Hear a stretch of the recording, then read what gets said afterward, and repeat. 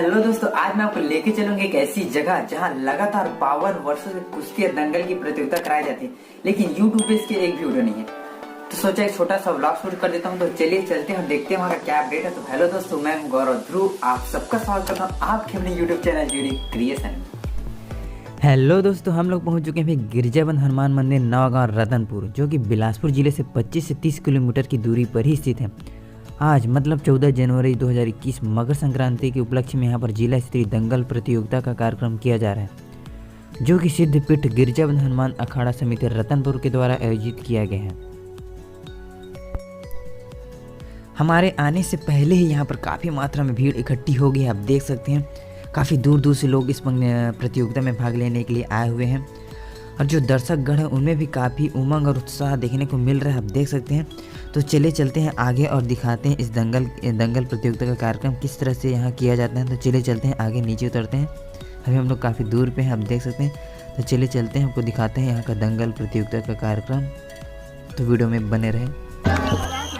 और गोदे के बाहर दोस्तों, मैं आपको सारे वीडियो फुटेज नहीं दिखा सकता क्योंकि वीडियो ज़्यादा लंबी हो जाएगी, इसलिए मैं 2-4 मैचेस में आपको दिखा देता हूं। उसके बाद लास्ट में आपको शुरू से लास्ट तक के सारे जो मैंने मेन मूवमेंट को कैप्चर किया है वो सारे मैं वीडियो फुटेज आपको दिखा देता हूं। तो वीडियो को लास्ट तक देखें। दोनों ही काफी